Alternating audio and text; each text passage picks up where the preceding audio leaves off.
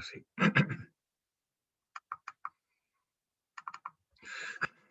Las vamos a repasar ahora para enganchar en la que quedamos, que fue la última, la teoría de von Mises. Esa es la única que no se ha visto, ¿ya?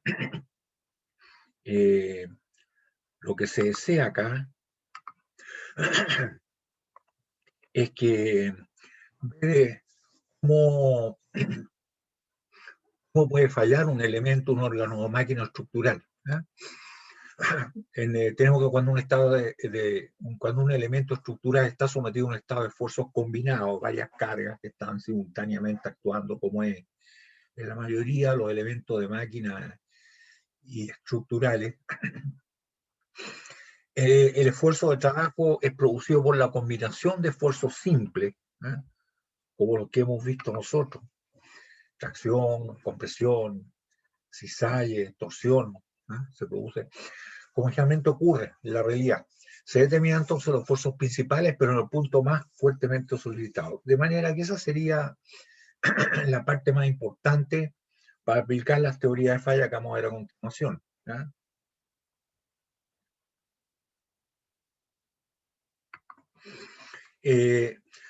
Para efecto de diseño dijimos que se trata de predecir un esfuerzo resultante a través de informaciones simples obtenidas ya sea del ensayo de tracción o compresión, principalmente el de tracción, ¿eh? Como lo van a ver ustedes. Estas predicciones simples para estados de esfuerzos combinados son los llamados teorías de falla, y las teorías de falla que nosotros no son las únicas, pero las que vamos a ver son principalmente las aplicables a materiales dúctiles, que son aplicables a materiales frágiles, y son aplicables a materiales que no está muy claro si son dúctiles o frágiles, que son las más versátiles. Estas teorías son la del esfuerzo normal máximo, que es la que más hemos aplicado nosotros para todos los materiales en la resolución de problemas. La teoría del esfuerzo cortante máximo, que sí, ya la hemos aplicado para el acero, por ejemplo, porque sabemos que el acero falla por cortadura, no por tracción. No hemos aplicado las otras teorías, son desconocidas hasta este momento por ustedes, son la deformación normal máxima, que ha quedado superada por las otras teorías estas. Y finalmente la que sí es importante, la energía de distorsión máxima, que es la que más se ocupa hoy en día porque es la que anda más cercana a lo que ocurre con los materiales cuando fallan, ¿no? Y también está la teoría de Moore, de Otto Moore, ¿no? Que un poco dice que no se trabaja solamente con los resultados obtenidos en el ensayo de tracción, sino que en el ensayo de tracción, en el ensayo de compresión y en el ensayo de torsión, donde ocurren, ¿cierto?, las fallas por tracción, por compresión o por esfuerzo constante, ¿ya? Y así pasamos, ¿cierto?, a ver la teoría del esfuerzo normal máximo, que lleva el nombre de su autor, Rankine, el mismo del ciclo Rankine, y el de la escala de temperatura de Rankine. Dice que un órgano o máquina estructural falla cuando ante alguna combinación de esfuerzos, en algún punto o algún plano bien específico, se alcanza el esfuerzo normal de falla del material, cuál es obtenido en el ensayo de tracción. Es el esfuerzo de falla en el ensayo de tracción. Entonces, si sigma sub 1 es mayor que sigma sub 2 y sigma sub 3, hablamos acá de la tercera dimensión, porque también existe el esfuerzo en el otro plano. La falla ocurre entonces cuando sigma sub 1 es mayor, ¿cierto?, para el lado positivo, o justo igual que el sigma de fluencia, porque ya con la fluencia falla, aun cuando este es aplicable a materiales frágiles, y materiales frágiles no estamos hablando mucho del sigma de fluencia, pero eso considera así, para el lado positivo y para el lado negativo. Incluso se considera igual, no son iguales, ¿eh?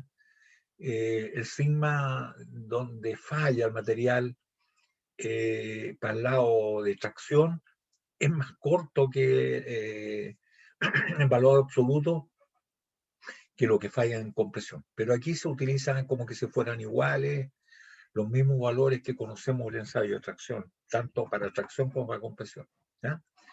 O si sigma 2 es mayor que sigma 1 y sigma 3, y fallará entonces cuando sigma 2 supere esos valores, tanto el positivo como el negativo, o si sigma 3, ¿cierto? El que ocurre en el plano perpendicular a los anteriores, mayor que sigma 1, entonces la falla ocurre cuando este valor sigma 3 supera en valor, ¿cierto?, al sigma de fluencia. Y eso nosotros lo sabemos calcular, es el esfuerzo principal, ¿cierto? Sigma 1 y sigma 2. Y esto es lo que ocurre para el lado de compresión. Aquí está el umbral de falla. Aquí está el umbral de falla, ¿cierto? Y aquí empieza a crecer el círculo de Moore para el lado de... aquí está el 0. Y empieza a crecer a medida que se comprime más. Encima el otro es 0.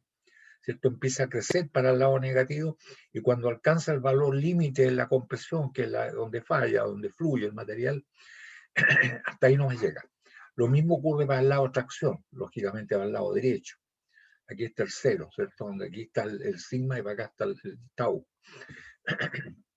el círculo Moore. Y para el lado de tracción, ¿cierto? Para el otro lado, de manera que crece hacia acá el círculo Moore, partiendo el ensayo para acá, ¿cierto? Empieza a crecer el círculo Moore, siempre está el otro en 0, así el ensayo, no hay esfuerzo en el otro plano, hasta que alcanza el valor de falla, y este valor de falla es el de fluencia, donde fluye el material, donde ya queda con deformación permanente. En la práctica este círculo es más grande que este, pero aquí, o sea, decir que el valor de falla en compresión es un poquito más grande que el de tracción, pero lo que se utiliza, ¿cierto?, es que son iguales en la práctica, ¿ya?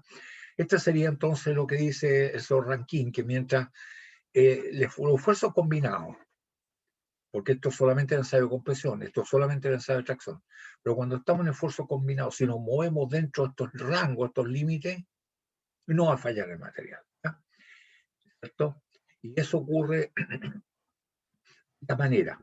Ahí tienen ustedes, ¿cierto?, el umbral de falla para el lado de tracción, el umbral de falla para el lado de compresión, que en la práctica se utilizan iguales, aquí está el valor de 0, y mientras el círculo de Moore, por la combinación que quieran ustedes, se mantenga dentro de este rango, no va a fallar. Si graficamos esto, sigma 1 y sigma 2, en un diagrama, ¿cierto? Sigma 2 versus sigma 1, aquí nos va a dar, ¿cierto?, que esto es un cuadrado. Mientras esté dentro de este rango, no va a fallar. Podríamos identificar los puntos. Por ejemplo, este punto que está aquí, o este círculo, es que sigma 2 es 0 y sigma 1 es sigma de falla, para el lado de tracción. Sigma 2 es 0, aquí sería este punto. Si vemos a este punto, ¿dónde estarán? Ya, este punto corresponde que sigma 1 es igual a sigma 2 y ambos son positivos y sigma de falla. Vale decir que estamos en este punto, ambos, sigma 1 y sigma 2. Y el círculo de Moore es un punto de radio 0. En fin, y cada uno de las mientras se desplace el círculo de Moore esté contenido dentro de este rango acá, va a estar dentro de este cuadradito en esta representación de sigma 2 versus sigma 1. ¿eh? Y eso sería entonces el ámbito de la teoría Rankine, que si en la combinación de esfuerzos que tenemos en un órgano máquina estructural se encuentra dentro de este cuadrado, no falla. Si se encuentra justo en el límite, está a punto de fallar, ¿cierto? En cualquiera de estos puntos, estas combinaciones. Y si se encuentra fuera, eso ya falló. Esa es la teoría entonces de Rankine. Eso significa que acá habría que agregar el factor de seguridad. ¿Qué significa eso? Que este cuadrado se achica, ¿ah? Porque había que dividirlo por el factor de seguridad cada valor. ¿ya? Esto es el comportamiento de acuerdo a la teoría de Rankine, de la teoría del esfuerzo normal máximo, que es aplicable para materiales frágiles que suelen fallar por esfuerzo normal. Tenemos la otra teoría, es la teoría del esfuerzo cortante máximo de Tresca. Esa dice que se basa en los criterios de fuerza de materiales dúctiles, es decir, que fallan por cortadura, que se desliza el material. dice que un órgano máquina estructural falla cuando ante una combinación de esfuerzos en algún punto y en algún plano específico se alcanza el valor de esfuerzo constante de falla del material, la fluencia, obtenido en el ensayo de tracción. Todo acá obtenido en el ensayo de tracción, se basa en los ensayos de tracción, excepto la teoría de Moore. Y el esfuerzo constante en tracción ya sabemos cuál es. Nosotros tenemos que en tracción el círculo de Moore está solamente para el lado derecho y que cuando falla ya en el sigma de fluencia, en realidad no falla por el sigma de fluencia, sino por el tau de fluencia, y el tau en ese caso, ¿cierto?, es justo el radio, que es la mitad del diámetro. Por lo tanto, lo que tomamos nosotros aquí es el sigma de fluencia dividido por 2. Entonces, este es el valor de falla, el sigma de fluencia dividido por 2. Eso lo podemos ver, ¿cierto?, en el círculo, aquí está. En ensayo de tracción, el sigma 2 es igual a 0 y el sigma 1 es igual al sigma de fluencia, ahí ya empieza a fallar la materia. Pero no falla por tracción, sino que acá están los umbrales de falla, ¿ya? Entonces el tau de fluencia, como ustedes pueden ver, ¿cierto?, ese que se produce en los materiales dúctiles, como en el acero, en un conito, en 45 grados, y se nota la textura donde deslizaron los planos, eso corresponde al tau de fluencia, que es la mitad. ¿Por qué? Porque el radio es la mitad del diámetro. Por ese motivo, entonces, se divide por 2 y es el tau de fluencia. Pero eso es lo que hemos estudiado nosotros solamente en un plano, pero existe la tercera dimensión. Entonces, siempre hemos supuesto ya hay sigma 3 es igual a 0, no hay esfuerzo en el otro, pero podría haber. Entonces, lo importante es lo siguiente, que tal como existe el círculo Moore entre los planos X y Y, puede existir entre X y Z y entre Y y Z. Y van a haber 3 círculos de Moore. Acá estarían los 3 círculos de Moore. Y si hay 3 círculos Moore, hay 3 radios. Y los 3 radios corresponden, cada uno corresponde al tau máximo. Ninguno de estos 3 tau máximos debe superar entonces el tau de falla, que es el producido en el ensayo de tracción, que es igual al sigma de fluencia dividido por 2. Ninguno de ellos. ¿Ya? Entonces, ¿de qué manera vamos a calcular nosotros el esfuerzo constante de falla? Ya ya no lo vamos a calcular como la raíz cuadrada, como lo hacíamos, ¿cierto?, entre los planos X y Y, sino que lo vamos a calcular como sigma sub 1 menos sigma sub 2, que en este caso es 0, ¿cierto?, dividido por 2. ¿Ah?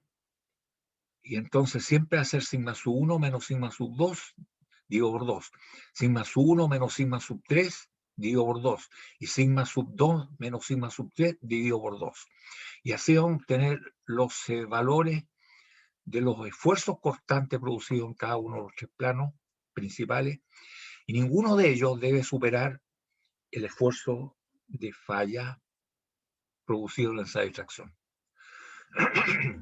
Representado esto, sigma 2 versus sigma 1, como lo hicimos con el de Rankine, nos dio, ¿cierto?, aquí están los 3 valores. Tau máximo sigma sub 1 menos sigma sub 2 medio, el otro que es sigma sub, que corresponde al tau a los radios del círculo Moore, sigma sub 2 menos sigma sub 3 medio, y finalmente, ¿cierto?, sigma sub 1 menos sigma sub 3 medio, ¿no?, correspondería al otro radio del círculo Moore. Ninguno de los 3 radios debe superar al sigma de fluencia medio. Por lo tanto, si el sigma de fluencia medio y aquí también están como medio, finalmente nos tiene que quedar que no debe superar, ¿cierto?, este valor, no debe superar al valor admisible. Va a decir que sigma sub 1 menos sigma sub 2 no debe superar al sigma de fluencia. Sigma sub 2 menos sigma sub 3 no debe superar sigma de fluencia, y sigma sub 1 menos sigma sub 3 no debe superar sigma de fluencia. ¿Ya? Con eso nos aseguramos que no va a ocurrir la falla. ¿Ya? Claro que hay que tener cuidado entonces con los signos. En nuestros casos, la mayoría, en todos los casos, el signo sub t ha sido cero. ¿Ah? O sea, bueno, aquí se pueden dar varios casos, ¿cierto? Donde pero hay que ver cuál es el radio que nos va, de los tres radios es el que va a hacer el límite para la capacidad de soportar carga del material. ¿Ya? Si representamos esto en en sigma sub 2 menos versus sigma sub 1, que en el ranking de un cuadrado, aquí han un cuadrado o un hexágono, ¿eh? Hexágono de Tresca, ¿eh? De Henry Edward Tresca, y este sería el hexágono. ¿Eh? Donde podemos identificar en el caso que mencioné, ¿cierto? ¿Cuál sería esto? Sigma sub 1, sigma sub 2, son iguales, positivos, vale decir que el círculo humor es un punto, pero justo en el límite, en el punto de fluencia. Acá sigma sub 2 es igual que sigma sub 1, pero son negativos ambos en compresión, pero están justo en un punto también, pero para el lado negativo. Y aquí, en este caso, sigma sub 1 igual a sigma de fluencia y sigma sub 2 igual a 0. Acá al revés, sigma sub 1 menos negativo, menos sigma de fluencia y sigma sub 2 0. Y así podemos ubicar todos los puntos. Mientras, en la combinación de esfuerzo que podemos tener en la práctica, nos resulta un valor dentro de esto, estaríamos seguros que no va a fallar. En el límite estaríamos, ¿cierto?, equilibrados en la cuerda floja, por eso se utilizan los factores de seguridad y se achica este hexágono de Tresca, ¿no? Si estamos afuera, estamos seguros que sí va a fallar, porque estamos en la zona donde el material en algún momento falla, ¿ya? Por el esfuerzo de cortadura. Entonces ya tendríamos 12 teorías de falla. La otra es la teoría de Saint-Venant, que es la teoría de la deformación normal máxima, que está basada lógicamente en la deformación elástica de los materiales. Y dice que un órgano, máquina o estructural falla cuando ante una combinación de esfuerzo en algún punto y en alguna dirección específica se alcanza el valor de la deformación normal máxima, épsilon de influencia, obtenida en ensayo de tracción. ¿Ya? Esa deformación donde ya el material queda con deformación permanente. ¿Ya? Y bueno, esa deformación permanente en el diagrama de sigma versus epsilon, es que sigma de fluencia igual perdón, el epsilon de fluencia va a ser igual a sigma de fluencia partido por el modo plasticidad. Así de simple. ¿Ah? Ese es el punto límite. Ahora, la deformación máxima obtenía en combinación, porque esto que está mostrado aquí en ensayo de tracción. Pero ante una combinación, sabemos que el epsilon sub 1 va a ser igual a sigma sub 1 partido por E menos nu por sigma sub 2 partido por E, ¿cierto? Análogamente, el epsilon sub 2 es igual a sigma sub 2 partido por E menos sigma, menos Poisson por sigma sub 1 partido por E. ¿Eh? De manera que tenemos los valores y esto nosotros lo podemos graficar también y podemos ver que en el caso límite, cuando está a punto de producirse la falla, epsilon 1 es igual al epsilon de fluencia y el epsilon 2 también, ¿es cierto? Sería en el otro caso que está a punto de producirse la falla, igual al epsilon de fluencia. Hay que nosotros teníamos ahí las ecuaciones, ¿eh? Que las desarrollamos en el momento cuando estábamos viendo el comportamiento elástico lineal de los materiales y vimos que ahí están las ecuaciones sigma sub 1 menos Poisson veces sigma sub 2 todo ello partido por E. Justo en el límite cuando está a punto de producir va igual al sigma de fuerza partido por E. Por eso que podemos simplificar por E y nos quedó eso en la expresión anterior. Lo mismo ocurre con el 2, ¿cierto? Sigma sub 2 menos Poisson veces sigma sub 1 en el caso límite es igual al sigma de fluencia.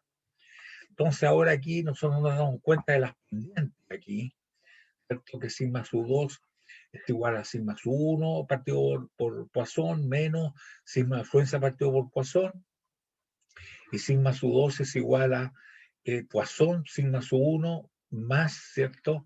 Sigma de fluencia, ¿sí? Porque ya hemos, claro, eso es sigma sub 1 y sigma sub 1. Entonces, aquí en estas ecuaciones tenemos como pendientes, si ustedes se fijan, uno partido por Poisson y Poisson. Entonces, si nosotros representamos en el diagrama de sigma sub 1, esas son las pendientes, uno partido por Poisson y Poisson respectivamente, ¿no? Que Poisson es aproximadamente 0,3 los materiales metálicos. Evaluando entonces esto y representando en el diagrama, ¿no? Tenemos que nos va a dar, en este caso, esa figura. Las pendientes, si ustedes se fijan, Poisson partido por 1, que es lo que dice aquí, ¿cierto?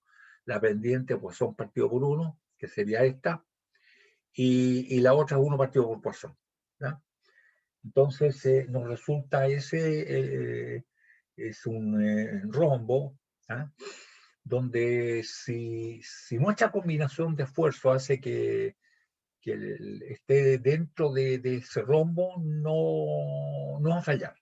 Si está justo en el borde, en el límite, está a punto de fallar, y fuera de esto está fallando, por la teoría de la deformación normal máxima. Claro, esta teoría era interesante, aplicable a materiales deformables elásticamente, ¿cierto? Pero ha sido superada por la otra, por eso que está la teoría de Saint Venant, casi no se ocupa. Pero igual la vamos a colocar ahí para compararla con las otras. La otra teoría es la teoría de distorsión máxima, que dice que un cuerpo sometido a un estado de esfuerzos combinados falla cuando la energía de distorsión, es decir, la energía asociada cambio de forma al material, distinto a la energía asociada cambio de volumen del mismo material, alcanza el valor de la energía requerida para hacer fluir una probeta del mismo material obtenida en el ensayo de tracción. Aquí había que aclarar que la energía de deformación debe ser igual a la energía de dilatación, de volumen, más la energía de distorsión. ¿Ah? De volumen se puede entender, es cuando crece el cubo, digamos, un cubito ya infinitesimal, ese se crece. Pero la distorsión es cuando existe el esfuerzo de cortante, esta energía. Esta energía obtenida en el ensayo de tracción, que es el área encerrada bajo la curva hasta el límite elástico, es un triángulo, y un triángulo tiene, ¿cierto?, que por un lado la base es epsilon, la altura es sigma, partido por 2, porque es la mitad, es por unidad de volumen. Pero nosotros sabemos que, ¿cierto? Tenemos que, perdón, partido por 2. Nosotros sabemos que epsilon es igual a sigma partido por E, por la elasticidad, por lo tanto nos queda sigma cuadrado partido por 2E. ¿Ah? Son iguales estas dos. Y este es el área encerrada bajo la curva en el diagrama de sigma sobre, que es un triángulo, un triangulito. Y esa es la energía de formación obtenida en esa retracción. Entonces, esta debe ser igual, ¿cierto?, a la energía de dilatación, que de volumen, ¿ah? Y la otra es la energía de distorsión, donde ahí tenemos el volumen. Ahí lo que ocurrió, ¿cierto?, no es un cambio de forma, sigue siendo un cubo o un paralelepípedo recto de base rectangular, digamos, ¿cierto?, de base cuadrada, pero sigue siendo un cubo. Pueden cambiar un poco la dimensión, en fin, pero un cubo. En cambio, la distorsión es cuando existe esfuerzo cortante que cambian la forma, ¿cierto? El cubito, ya los ángulos no son 90 grados, sino que cambiaron. Esa es la distorsión. Entonces, cuando uno dice la energía de deformación es igual a la energía de dilatación, que es esta, ¿cierto?, la que está aquí, más la energía de distorsión, significa la energía ocupada para hacer esto, ¿ya? Y bueno, entonces la distorsión esta tiene que ver con von Mises, que es la energía de distorsión máxima, y podríamos decir entonces que la energía de distorsión es igual a la energía de deformación menos la energía, ¿cierto?, de dilatación, que es la de volumen. Y así como se obtiene. La forma misma, jóvenes, no es interesante, pero sí está aquí en el apunte, ustedes la pueden seguir. Lo interesante es a qué llegamos. Ahí estamos reemplazando los valores, tanto en X como en Y, ¿cierto? Si ustedes se fijan, es sigma multiplicado por epsilon dividido por 2 para acá, en cada dirección, ¿cierto? Entonces, y aquí se reemplaza el x, y ya por los valores, ya el 1 y el 1 y 2 y 3, ¿cierto? Sigma sub 1, epsilon sub 1, porque esta es toda la energía, independiente de la dirección, aquí la energía es una sola. La suma de todo lo que producen cada uno de los planos. Y está, ¿cierto? Reemplazado el valor de epsilon, ¿cierto? Que es igual al sigma partido por E, se reemplaza lo que es esa expresión. ¿Ya? Esa es la ley de Hooke en las tres dimensiones. ¿Ya? Entonces tenemos que epsilon sub 1 es igual a la energía de dilatación más la energía debido al epsilon sub 1, más la de distorsión. Y bueno, reemplazando esto, no interesa seguir el detalle, y tenemos la energía, que es lo que se produce, que se llama de esfuerzo hidrostático, reemplazado acá, finalmente a lo que llegamos, jóvenes, ahí en Pascual nuevamente, finalmente ahí está todo el desarrollo, se llega a este valor, se simplifica, y lo que nos interesa, ¿cierto?, es este valor. La energía esa de distorsión, la de von Mises, por eso que es sigma PM, al cuadrado, después de desarrollar todo eso que está ahí, es igual a sigma sub 1 al cuadrado más sigma sub 2 al cuadrado menos sigma sub 1, sigma sub 2. Entonces, habría que aclarar que el valor, a usted no se les puede preguntar a nadie, digamos, oye, ¿en qué plano actúa el sigma von Mises? No es como el sigma sub 1, como el sigma sub 2, sigma sub 3, o sigma sub X, sigma sub Y, que actúan en plano bien específico. Este no, porque está relacionado con la energía. La energía es algo que está allí, ¿cierto? Con eso está relacionado. Pero este esfuerzo de von Mises, que no tiene un plano específico donde se da, podríamos decir, un punto, la conjunción de esfuerzos finalmente producen este esfuerzo de von Mises, el que más se ajusta al comportamiento de los materiales. ¿Eh?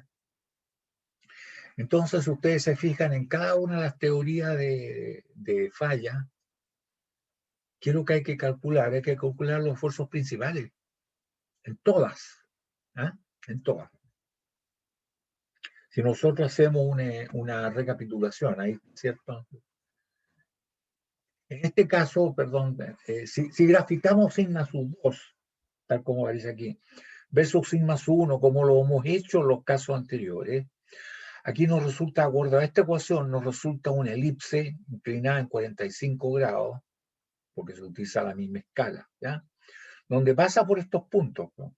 Aquí tiene, ¿cierto?, el sigma de fluencia, tanto verticalmente como horizontalmente, y pasa por estos puntos, pero es una elipse.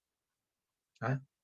Es una elipse, que es distinta que las otras, porque vamos a compararla enseguida. ¿Cierto? En este caso, si superponemos todas las cuatro teorías de fallas que hemos visto, ustedes van a ver, mire, esta es la Rankine, la que se aplica para el esfuerzo normal máximo, que es como suelen fallar los materiales frágiles. Podríamos decir que Rankine en este cuadrante es la más audaz, en estos dos cuadrantes, porque acepta combinaciones de esfuerzo que ninguna de las otras lo aceptaría. ¿Eh? Pero en cambio acá, Rankine y Tresca, que es la verde, son las más conservadoras, porque San Benán, que es esta, es la más audaz, igual que acá, acepta combinación de esfuerzo aquí, por ejemplo, donde está la puntita de la flecha, cosa que ni Rankine en negro o Tresca en verde, el hexágono, lo aceptarían. ¿Eh? Entonces podemos ver, ¿cierto?, que así a simple vista, que la teoría de Tresca, la teoría del esfuerzo cortante máximo, es la más conservadora. ¿Eh? Es la más conservadora. O sea, que hay más seguridad allí. o sea, no permite mucho. Con respecto a la teoría de Rankine, con la otra, podríamos decir que Rankine en estos cuadrantes es más audaz, pero esto otro es más conservadora. Y bueno, de aquí esto se sabe, es cierto, que la que es roja, que es la teoría de von Mises, en algunos casos, ¿cierto? Sí, siempre es más audaz que Tresca, que la de verde. En todos los cuadrantes acepta más, ¿cierto?, que la de verde. En algunos es más audaz que Rankine, pero en otros es más conservadora. Pero es la que más se ajusta a la realidad. Ahí están definidas, ¿cierto? Rankine en negro, 3K en verde, que es el hexágono, Jean Benan, que es ese rombo en naranja, y finalmente von Mises, que está en rojo. ¿Ya? Esas son las 4 teorías más utilizadas.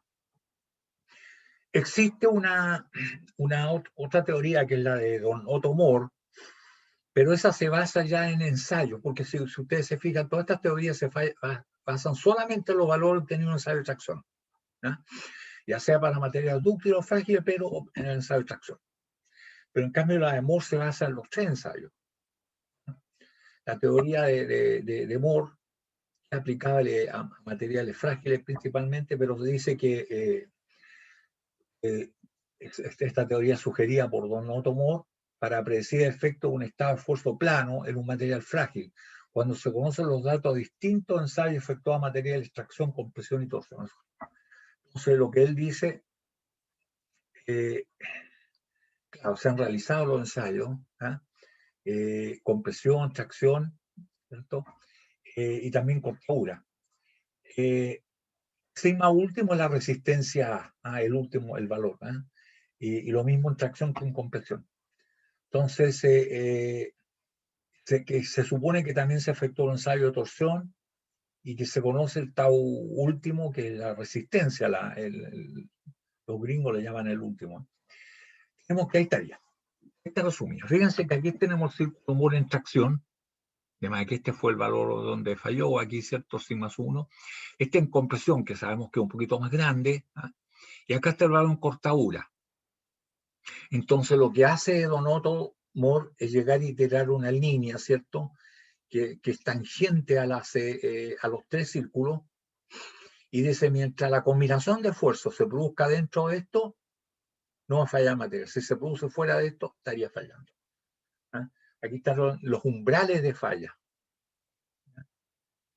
Entonces, ahora más fácil es si tenemos solamente el ensayo de tracción, este círculo, y el de compresión, sin necesidad de tener el de cortadura, más seguro llegamos y tiramos una línea, que hacemos una línea recta entre los 2 puntos, y nos quedaría así. ¿Ya?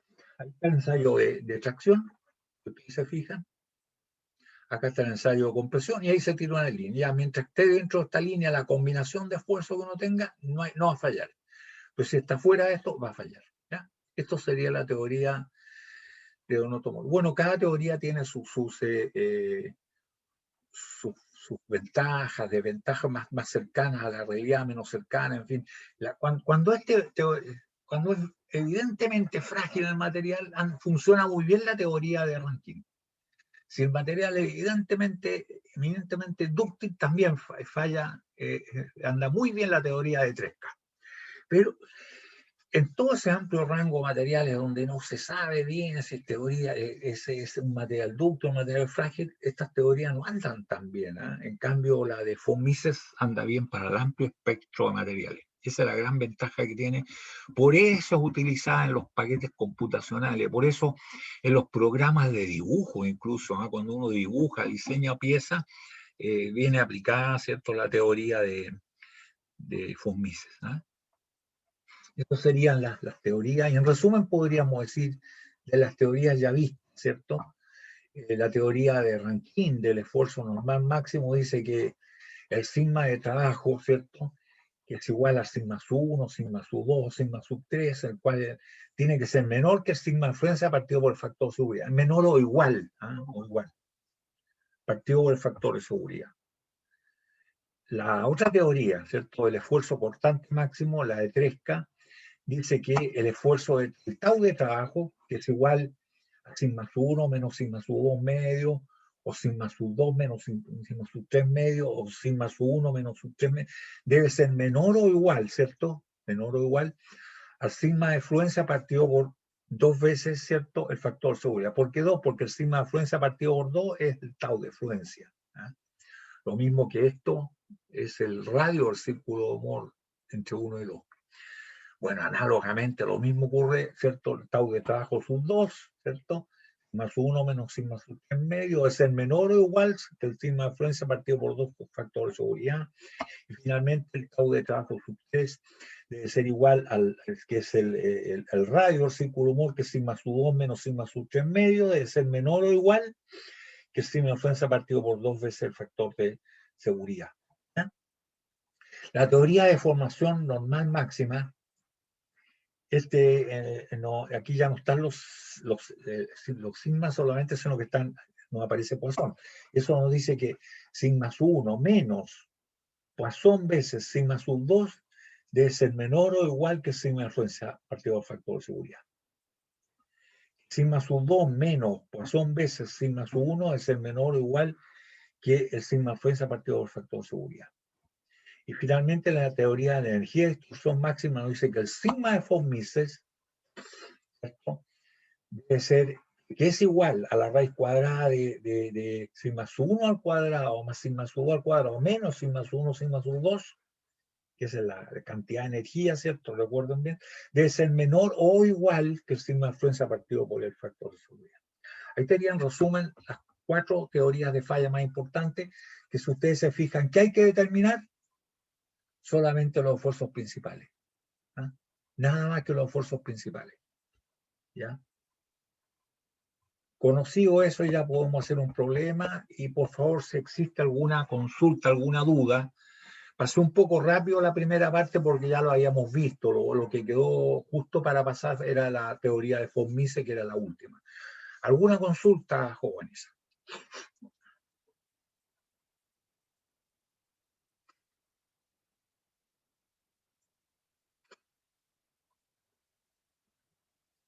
Si no hay consultas, bueno, lo mejor para resolver las dudas que puedan quedar es resolver algún problema. ¿Eh? ¿Cierto? Ahí tenemos una combinación de flexión, torsión y carga axial. Y vamos a aplicar aquí, no es que haya que hacerlo así, ¿eh? Esto es solamente un ejercicio académico nomás, ¿eh? Porque uno va a aplicar una teoría, no va a estar aplicando todas, ¿eh? Sino que para aprovechar este problema, ¿cierto? Vamos a ocupar las 4 teorías que vimos principalmente, ¿ya? Las de falla. Dice que una barra de 100 milímetros de diámetro se somete a cargas, las cargas que están indicadas a continuación, piden determinar el valor máximo de P si se acepta un esfuerzo admisible de tracción de 1200 kilogramos fuerza partido por centímetro cuadrado y en cortadura 650 kilogramos fuerza partido por centímetro cuadrado. ¿Ya? Ahí está. Entonces, por cada una de las teorías de falla, vamos a ver esto. ¿Cuál sería el valor? ¿Ya? Como ejercicio para aplicar cada una de las teorías. Ahí tenemos que hay un esfuerzo axial de 48 P, una fuerza axial, ¿cierto?, que produce tracción. Ya sabemos que el punto más fuertemente solicitado es el que está ya en el empotramiento, no por el esfuerzo de tracción, que va a ser parejo en todas partes, sino que por la torsión también es pareja, pero la flexión sí que no es pareja, ¿cierto? Esa fuerza P produce flexión allá en el empotramiento, más que en ninguna parte, el momento flectante linealmente proporcional a la distancia hasta este punto. Mientras más nos alejamos de este punto, el momento flectante hace más grande. Aquí hace más grande. Y aquí produce tracción, ¿cierto? En A, compresión en C, y en D y en B no produce nada porque están en el plano neutro. Entonces el punto más fuerte solicitado por la fuerza axial de 48 puede ser cualquiera de estos 4. Todos son igualmente traccionados y los interiores también. Por la fuerza, por el momento torsional que origina, los 4 puntos se ven igualmente cortados. pero por el momento flectante que produce P, ¿cierto? A es el punto más fuertemente atraccionado, de manera que nuestra puntería, ¿cierto?, a determinar los esfuerzos principales está en el punto A, ¿ya? Ahí tenemos el diagrama de cuerpo libre, entonces, ¿cierto?, donde para ver los esfuerzos que se producen en A, tenemos las reacciones que hace la pared. Como diagrama de cuerpo libre hemos quitado la pared, pero la hemos reemplazado. La pared, ¿qué debe hacer? Debe hacer una fuerza para allá, ¿cierto?, de 48P. Debe hacer una fuerza para acá tangencial, que es igual a P. Dicho sea de paso, en A esta fuerza no produce nada, ¿cierto? Esta fuerza cortante, esfuerzo cortante en flexión, en este punto, y en este punto, ¿cierto?, es cero, y en máxima la cortadura en todos estos puntos que están aquí. Parece que nada nos interviene, porque A objeto nuestro estudio. Pero acá tenemos, ¿cierto?, que el momento torsional de P multiplicado por 50 centímetros, son 500 milímetros, acá debe replicar con este momento que está acá, que es hacia allá, así, ¿cierto? Y produce cortadura parejita en todas partes. ¿Y ese momento cuánto vale? Ese momento vale 50P. Y el momento flectante, que está acá, ¿cierto?, que evita que esto se ponga a girar así, entonces para el otro lado, produce tracción en A. Y ese momento flectante, ¿cuánto vale? Vale 60P, tal como está allí expresado. Y el diagrama corporal libre, entonces, tenemos que el momento en torno al eje Y, que es un momento flectante, ¿cierto? Perdón, torsional, con respecto al eje de las X, torsional, 50P. Con respecto al eje de las X. Con respecto al eje de las Y, ahora sí, es 60P, y está la fuerza axial, ¿cierto?, que es igual a 48P. Con esto, entonces, nosotros podríamos determinar los esfuerzos que ocurren en el punto A, ¿cierto? Cada uno de los esfuerzos. Podríamos, por la torsión, se va a producir un esfuerzo que es igual, ¿cierto?, al tangencial, porque es ese plano, el plano de esfuerzo es X, y tangencial significa que es aquí, tangente. Es igual al momento torsional, a ese que es con respecto al eje X, 50P, ¿cierto? Partido por el momento de inercia polar, partido por C. Este es pi de a la cuarta, 32avos, dividido por C, que es igual a medio, nos queda pi por D al cubo, 16avos, ¿cierto? El módulo de sección polar. Y este es 50P. Vale decir, todo desarrollado, todo esto, jóvenes, es igual a 4P partido por 5pi. Ya, eso es lo que vale el esfuerzo cortante de la torsión en el punto A. Y bueno, también igual en el B, en el C y en el D, pero A es lo que nos interesa. Debido a la carga de 48P hay un esfuerzo axial, ¿cierto?, que también actúa en A, que es igual, ¿cierto?, a la fuerza F partido por el área. Y la fuerza F vale 48P y el área vale pi por D cuadrado, 10 al cuadrado cuarto. 10 es lo que vale el diámetro, 100 milímetros. Y esto nos da 1,92P partido por pi. Y finalmente, el momento flectante, ese que es igual con respecto a 60P, ¿cierto?, nos produce esfuerzo también de tracción, que habría que sumarlo a este. Ese esfuerzo, ¿cierto?, de la flexión de la fuerza P es igual en X, claro, debido a claro. Ahí hay igual al momento flectante partido por el W ecuatorial, perdón, sí, ecuatorial, es igual al I ecuatorial, no el polar que está acá, el ecuatorial partido por C. Y el momento flectante vale 60P, y vale, ¿cierto?, el W es pi de cubo 32avos, ¿cierto? Y esto nos da 1,92P partido por pi, igual que este. Entonces ahora hay que calcular los esfuerzos, sigma 1, sigma 2, ¿cierto? Y nada más. Y lo calculamos. Ahí está el sigma 1 y sigma 2. es igual al esfuerzo, ¿cierto? Aquí se suman, ¿cierto? Y el otro es cero, ¿cierto? El sigma tangencial sería cero, pero aquí está sumado la tracción con la flexión, ¿cierto? Y más cero queda lo mismo y dividido por 2. Más menos, ¿cierto? La raíz cuadrada de esto mismo, ¿cierto? Y elevado al cuadrado, dividido por 2 y elevado al cuadrado, y más el esfuerzo constante, ¿cierto? Elevado al cuadrado. Es 4p partido en 5pi. Y esto nos queda, ¿cierto? Igual a 1,92p partido por pi más menos, esta parte, más menos, ¿cierto? Para sigma sub 1 más, para sigma sub 2 menos, 2,08 partido por pi y esto multiplicado por p. Entonces, estos son los esfuerzos. Sigma sub 1 se suma, sigma sub 2 se resta. ¿Cómo nos queda? Sigma sub 1 sumado es igual a 4p partido por pi. Sigma sub 2 restado es menos 0,16 partido por pi. Y esos son los valores que necesitamos para aplicar cada uno de las teorías de fuerza, de falla. Cada una de las teorías de falla. Ahí ya llegamos a los valores, ¿cierto? Sigma sub 1 en función de P y sigma sub 2 en función de P. Entonces, las teorías de falla nos dicen, las tenemos que aplicar de una por una y ver qué valor es el que resiste, qué fuerza P, justo en el límite va a fallar. ¿Ya? Según la teoría del esfuerzo normal máximo, ¿cierto?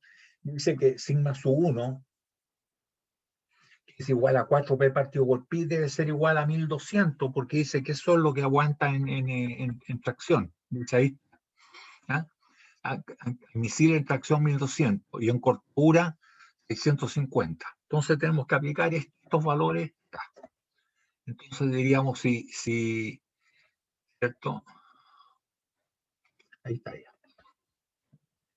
Entonces, según la teoría del esfuerzo normal máximo, sigma sub 1, que da igual a 4p partido por pi, que lo tuvimos recién, debe ser igual entonces a 1200, justo en el valor admisible. Y eso significa que P resulta 942,5. Entonces, según la teoría del esfuerzo normal máximo, nos resulta en tracción 942,5. Y para el lado de compresión, si ustedes se fijan ahí, sigma sub 2 debe ser igual a menos 1200, ¿cierto? Que es 0,16p partido por pi. Y eso significa que P resulta 23.561,9. Lógicamente, se está fuera de... ¿Ya? No lo va a soportar. Tiene, según la teoría del esfuerzo constante máximo, ¿cierto? Aquí tenemos que sigma sub 1 menos sigma sub 2 medio no debe sobrepasar, o así no va a ser, no debe sobrepasar los 1200. Hay 1200 entonces, ¿cierto? No debe sobrepasar al valor esto, y que el esfuerzo cortante máximo. Ahí está reemplazado, ¿cierto? Por 4p partido por pi más 0,16p partido por pi. Y esto, ¿por qué nos queda más? Porque es negativo, y este también es negativo, queda positivo. Y esto nos da, ¿cierto?, una fuerza P de 906,2. Entonces, aquí, ¿qué podríamos decir nosotros? Que la teoría de Tresca, en esta parte donde se está trabajando, es más conservadora que Rankine, porque esta nos permite 906,2, en cambio esta nos 942, esta es más conservadora. Y ya lo sabíamos por lo demás. ¿Eh? ¿Y qué pasa con la teoría de Saint-Bernard, de la deformación normal máxima, donde dice que sigma sub 1 menos Poisson veces sigma sub 2 debe ser igual a 1200? Reemplazado esto, ¿cierto? Sabiendo que Poisson es 0,3, ¿cierto? Nos da, eso debe ser igual a 1200 y nos entrega una fuerza de 931,3, que podríamos decir que es más conservadora que Rankine, pero más audaz que Tresca, que es el más conservador. ¿No? Y finalmente la teoría de von Mises, ¿cierto?, de distorsión máxima, la energía de distorsión máxima, nos dice que el sin de von Mises no debe sobrepasar a este, o sea, va a decir 1200 al cuadrado, debe ser el caso límite, ¿cierto? Igual a sin más 1 al cuadrado, más sin más 2 al cuadrado, menos sin más 1, sin más 2, reemplazado acá, ¿cierto? Nosotros podemos despejar cuánto vale P, ¿cierto? Y nos resulta que P es igual a 923,5. ¿Qué diríamos? No es la más conservadora fue Tresca, pero es más conservadora que Rankine, ¿cierto? Y también más conservadora que San Bernardo. ¿Ah? Ahí estaría jóvenes para aplicado para... No es que esto haya que hacerlo, ¿eh? Uno aplica una teoría nomás, ahí también tampoco es muy válido comparar las teorías, porque no se aplican para los mismos materiales, no se aplican para materiales diferentes. ¿Ya? Pero esto como ejercicio académico está bien bueno, se hizo por las 4 teorías que se pasaron, ¿cierto? Y nos damos cuenta que efectivamente, ¿cierto? Está el 3K es la más conservadora de todas, de esfuerzo cortante máximo, pero la que más se acerca a la realidad es, en realidad es von Mises, ¿no? Von Mises. Consulta, jóvenes.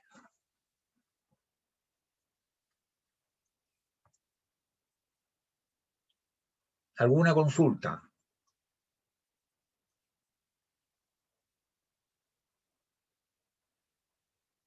Si ustedes se fijan, hay que estar bien claro con esto de los esfuerzos combinados. ¿Eh? Es vital dominar ese aspecto. Ahora en la práctica uno no aplica todas las teorías, aplica una sola. Aplica una. ¿Se aplica la teoría del esfuerzo normal máximo o la de esfuerzo normal o la de esfuerzo cortante máximo cuando es seguro comportante el material? Uno dice, no, este material falla por cortadura y es seguro, y el otro no, este falla por tracción, se aplica. Pero en el amplio rango de materiales uno tiene inseguridad y aplica entonces von Mises. ¿Mm?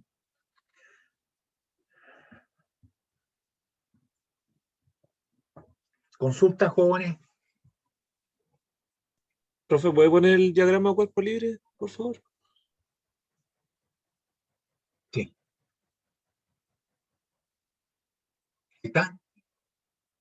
Sí, el momento en X, ¿cómo se provoca por la fuerza P que está arriba?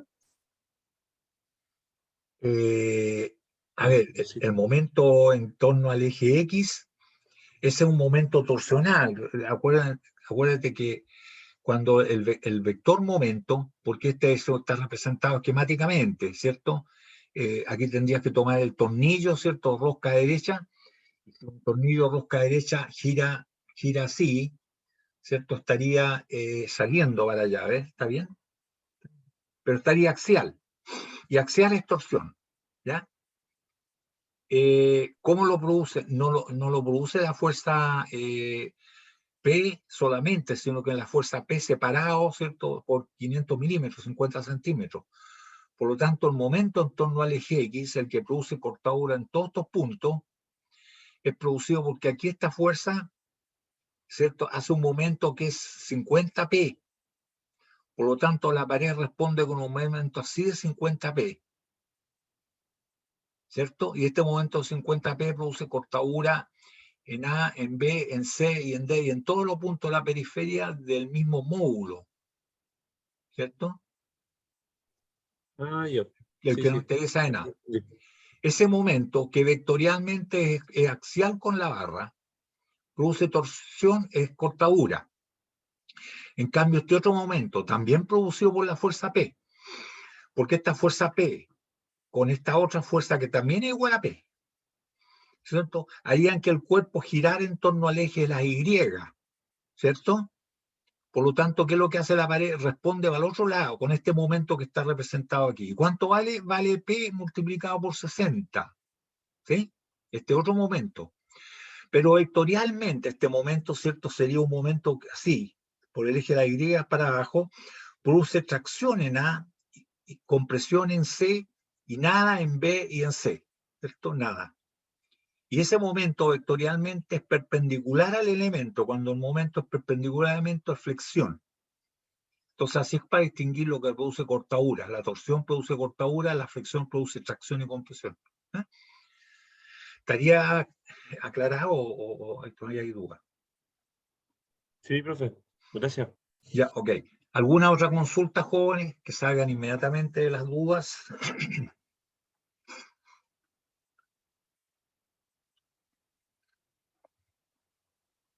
Ya, ok.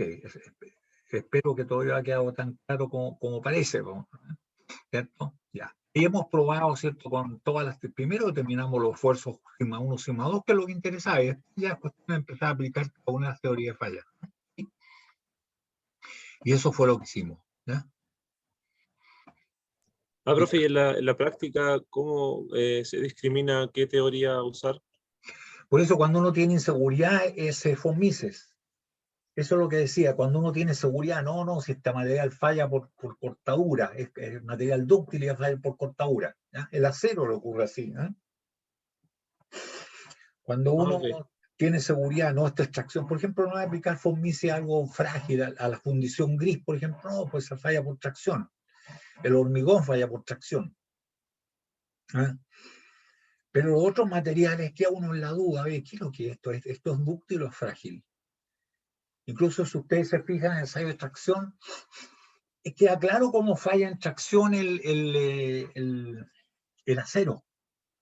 Y cuando es dúctil se forma el acinturamiento, ¿cierto? La estricción de área, que se llama técnicamente, ¿cierto?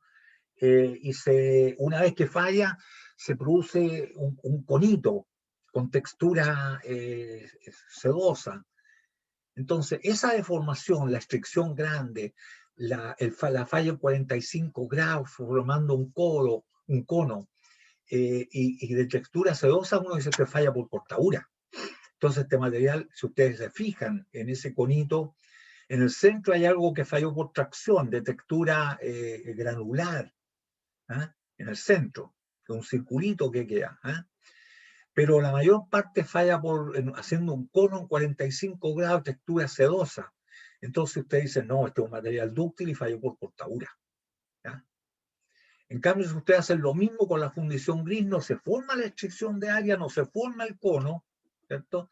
Entonces ya este material no falló por cortadura, pues esto falló, incluso ven la textura que es granular porque se desgarró, se desprendió. Entonces es un material frágil. Pero de repente hay materiales que uno dice, oye, es útil o frágil esta cuestión, porque se hizo re poca estricción de área. ¿Ah? El latón, por ejemplo, poca estricción de área. Pucha, se formó poco. Y mire cómo falló, no se forma el conito que vimos nosotros en el acero. Entonces, en esos materiales, oye, ¿qué será esto? ¿Será dúctil o frágil? Entonces, la teoría más cercana a la realidad, ahí está demostrado que es la de von Mises. Por eso que se estudia tanto y por eso que en los paquetes computacionales aparece. ¿Eh? ¿Sí? Ahora tú entenderás que esto es un poco experiencia también. ¿Eh? Si uno no tiene ningún conocimiento de los materiales, pucha, bueno, aplica la teoría mentolato, la que sirve para todo, que es la de von Mises. ¿Eh? ¿Sí? Ya, profe. Ok, Sí, entendido, gracias. ok. Y ahí tenemos entonces ahora vamos a ver una combinación ahora de carga, un dispositivo formado por 3 barras. Este es bastante complicado, ya podríamos decir, aquí son varias cosas, mostrarlo al tiro. ¿Ya? Ahí está. ¿Ya? Dice el dispositivo formado por 3 barras, AB, eh, eh, claro, lamentablemente está puesto también como las dimensiones A, B y C, ¿eh? Debe soportar el impacto que le produce la masa M. Se fijan que hay una barra que es de sección circular, una barra redonda, tenemos una barra rectangular y tenemos una barra de sección circular que es la que está para abajo, ¿cierto? Que dice que tiene un diámetro E. ¿Eh? Esta otra tiene dimensiones base F y altura G. Y esta otra tiene un diámetro D. ¿Eh? Entonces, ¿qué tiene? Dice que acá tiene una masa M y que se va a soltar de una cierta altura H y va a impactar esto. Entonces, cuando esta masa caiga, impacta acá, sabemos que va a haber una fuerza por el impacto, una cierta fuerza P, y el equivalente estático de la carga dinámica. Y esa fuerza va a producir tracción en esta barra, la va a estirar. Sobre esta barra va a producir flexión, también va a bajar. Y sobre esta barra va a producir flexión, ¿sí? Pero además de producir flexión, que baja y a este punto, produce torsión. Y al producir torsión, esta barra se inclina. Entonces aquí podríamos decir, para este tipo de problemas, es importante, ¿cierto?, cuánto baja después que impacta. Y lo que va a bajar este punto se debe a lo siguiente: a que se estira esta barra, a que se flecta esta barra, a que se flecta esta barra y a lo que se tuerce esta barra.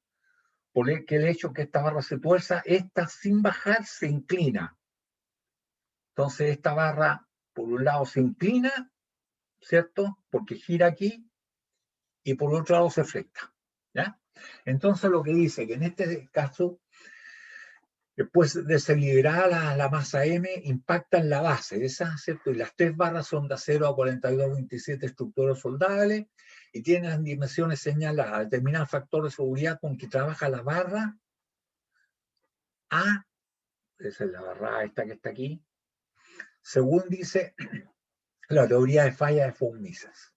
Eso es, ¿ya?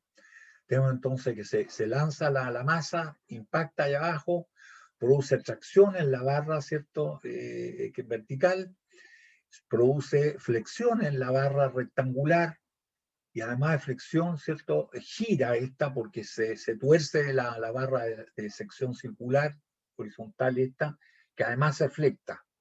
Entonces, ¿por qué cae este? ¿Por qué baja? Baja porque se tuerce esta, ¿cierto?, porque se flecta esta, y porque se flecta esta, y porque se estira por ley de Hooke esta. Eso es lo que sería, ¿ya? Un problema bastante combinado. Y a calcular. Aquí está el diagrama de cuerpo libre. Aquí está la fuerza P que va a impactar acá abajo cuando este caiga, no antes, no mientras está acá arriba, cuando caiga acá abajo. Y aquí estaría.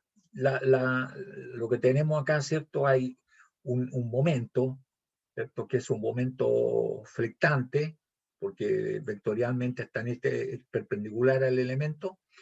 Este momento produce tracción en D y compresión en B.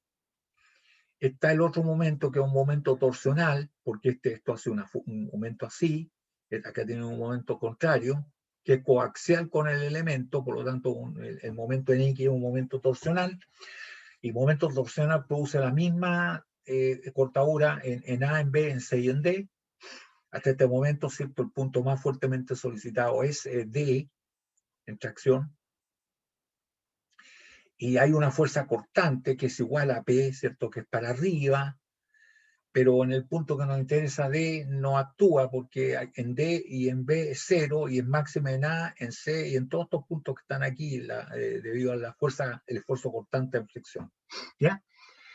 Y lo otro hay que determinar P, y P se determina, ¿cierto?, de acuerdo a como lo vimos nosotros, por carga de impacto, considerando la energía y un cierto rendimiento que habría que suponerlo, ¿cierto? Porque aquí algo se pierde, no toda la energía, no se pierde, la energía se transforma.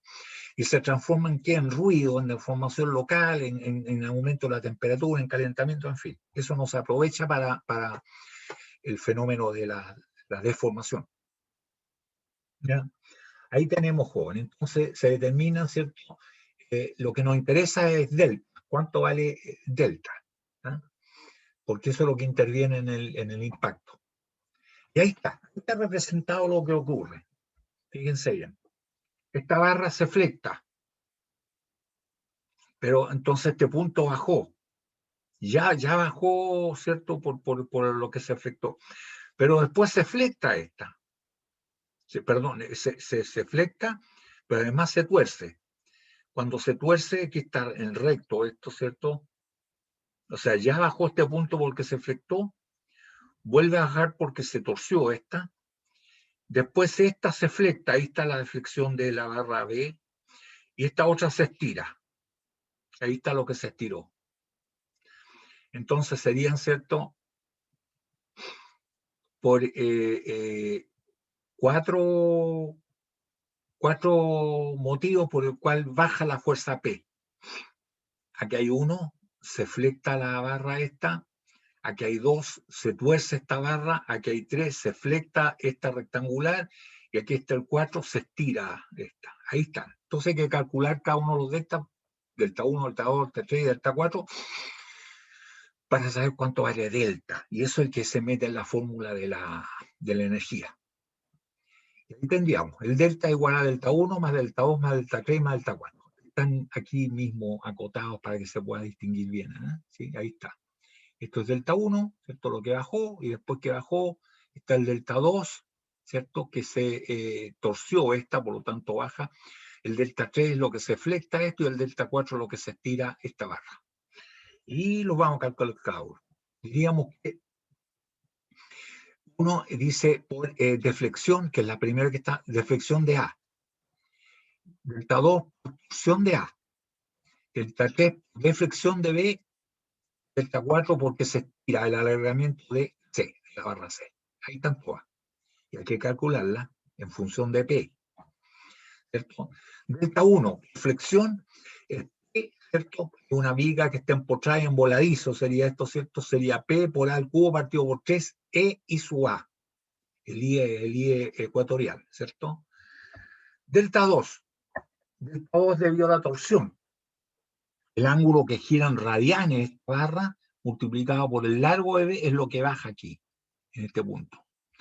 Y lo que ahí está, es el momento torsional multiplicado por el largo A, lógicamente partido por G, y partido por el momento inercia polar de A. Eso es lo que gira en radianes la barra A, y lo que gira multiplicado por el largo de B es lo que baja en este punto, ¿cierto? Debido a la torsión de A. Vamos por la otra deformación, por deflexión de B, que también es como una viga empotrada en voladizo, empotrada aquí, ¿cierto? En voladizo para allá, le llega el chancacazo P aquí, ¿cierto? Y se deflecta, ¿cuánto? Un delta sub, bueno, ahí está ordenado este por B el momento, A es lo único que apareció ahí, el momento. Y delta T entonces es lo que se deflecta la barra rectangular. Es la fuerza P, ¿cierto? Multiplicado por el largo al cubo, partido por 3 veces E y ecuatorial sub B. ¿Y cuánto vale el ecuatorial sub B? Vale F por G al cubo doceavos. ¿Sí? Eso es. Y el delta, debido a la ley de Hooke, ¿cierto? De esta barra, que el delta sub 4, es la deformación es igual a la fuerza multiplicado por el largo, ¿cierto? El largo C, esta, partido por el módulo de elasticidad y partido por la sección rectangular de este. Pi por E al cubo cuarto. Pi por E al cuadrado cuarto. Eso sería. ¿Ya? Entonces, cada una de estas deformaciones, ¿cierto? Está especificada en función de P. ¿Y cuánto vale la deformación? La suma de todo. ¿Cierto? ¿Sí? Ahí está el momento de inercia, ¿cierto? De ecuatorial de la barra circular, es pi por d sub a a la cuarta 64avo. Está el momento de inercia polar para torsión, es pi d a la cuarta 32avos. Está el W ecuatorial de A, es pi de A la cubo 32avos, y el otro es el polar, es pi de cubo 16avos. Está el momento de inercia de la barra rectangular, la base por la altura al cubo doceavo, F por G al cubo doceavo. Está la sección, ¿cierto?, de la barra C, que es pi por D al cuadrado cuarto. Están todos los momentos de inercia, módulo de sección resistente y secciones. Miren que nosotros aplicamos acá la ecuación de la energía, ¿cierto? Que esta es la energía potencial gravitatoria, G por H más delta, ¿cierto? Multiplicado por ese rendimiento, no encontré aquí la letra de rendimiento, eh, por P por, este es un medio, porque un triángulo, P por delta partido por 2, delta es la suma de todo, ¿cierto? Y el punto D es más solicitado, todo eso ya lo habíamos determinado. Y ahora que tenemos que el sigma es igual al momento flectante partido por doble ecuatorial de A, ¿cierto? ¿Sí? Estamos trabajando solamente en esa barra. Tenemos que es igual a P por A, ¿cierto? Que es el momento por doble ecuatorial. Tenemos que el momento torsional partido por el doble polar. Tenemos que sigma 1 y 2 es igual al sigma medio, porque el otro es 0 más menos la raíz cuadrada, sigma medio al cuadrado, más tau, ¿cierto? Pues la cortadura, la cizalla no produce esfuerzo cortante en ese punto, ¿cierto? Al cuadrado. Y nos queda entonces que el sigma de von Mises, ya teniendo sigma 1, sigma 2, es igual a raíz cuadrada sigma 1 al cuadrado, más sigma 2 al cuadrado, menos sigma 1, sigma 2. Y finalmente el factor de seguridad va a ser el sigma de falla partido por el sigma de von Mises. ¿Eh? Y ahí tendríamos, jóvenes, la solución de este problema, que es bien interesante. Quizás se le pueda colocar número pero algebraicamente está totalmente solucionado. ¿Eh? Consulta, muchachos. Interesante problema, porque aquí tocamos varios temas. Tocamos la energía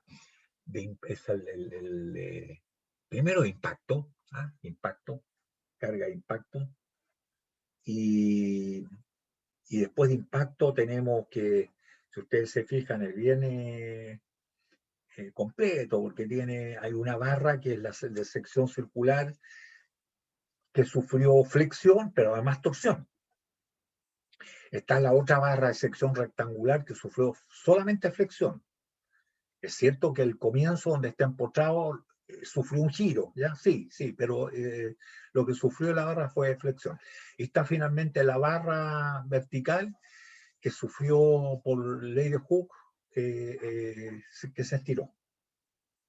¿Ya? Entonces, por medio del impacto, nosotros podemos determinar los esfuerzos, sigma 1 y sigma 2, y ahí podemos aplicar entonces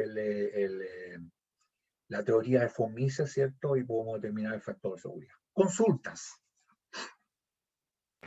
Profe, el S sub C, ¿qué representa? S sub C, a ver. Sí, S que es pi por D Es sub T al la cuadrado. sección S de la barra de sección circular de esta, esta que está acá. ¿Sí? Ah, ya, ok. ¿Es un área? Claro, el área. Como es de sección circular, en realidad debe haber puesto pi por E al cuadrado cuarto, ¿cierto? Porque es el diámetro, se supone. ¿Sí?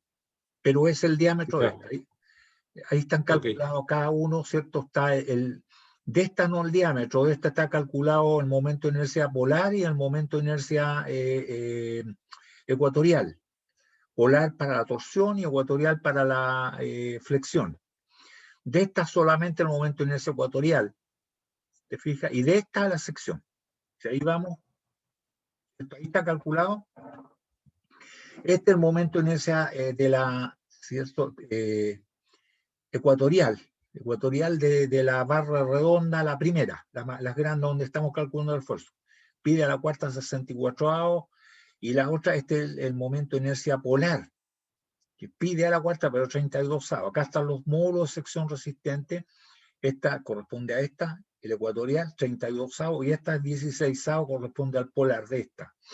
Este que está aquí es el momento de inercia ecuatorial de la sección rectangular, que es la base por la altura del cubo oceavo. Y este, ¿cierto? El diámetro de ¿cierto? Pi por el diámetro de al cuadrado cuarto. ¿Ya? ¿Sí? ¿Está bien?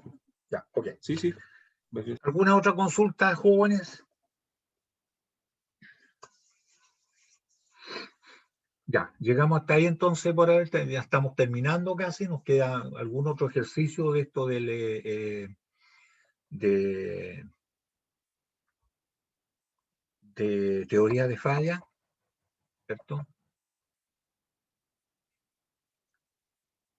Claro, determina el quedante estático de la carga dinámica y llegamos, ¿cierto? Y ya es cuestión de consultar y resolver las dudas, ¿ah? Porque aquí ya estamos amarrando todo, ¿ah? Si ustedes se fijan, estamos amarrando todo, ¿ah? Todo lo que hemos aprendido lo estamos aplicando acá para, aplicando las teorías de falla, ¿cierto? Ver cuánto es realmente el factor de seguridad. Antes lo aplicábamos a ojos cerrados, más lo aplicábamos aplicando la teoría del esfuerzo normal, pero eso no es efectivo para todos, ¿eh? Algunos ya al final le aplicábamos la teoría del esfuerzo cortante, cuando decíamos, a mí no, esto falla por cortadura, por lo tanto el tau de falla es igual al sigma partido por 2, porque el radio es la mitad del diámetro. Estamos aplicando la teoría de Tresca. Pero esta otra es importante porque, como les decía yo, es la que aparece en los paquetes computacionales, por lo tanto es la más aplicada en la práctica, ¿eh? La más aplicada. Bien, pues llegamos hasta ahí por hoy, jóvenes, y nos encontramos el martes, ¿ya? Ya, profe, que esté muy Listo. bien. Buen fin de Igual semana, ustedes, gracias. jóvenes, a cuidarse siempre, no descuidarse, no bajar la guardia, que estén bien. Profe, ¿Sí? ¿podría subir los PPT Sí, a la sí. página, por favor? Hoy día subo las de esta semana, ¿ya? Ya, muchas gracias. Ok, listo, ya, chao. Chao, profe, que esté Chao, bien. chao, chao.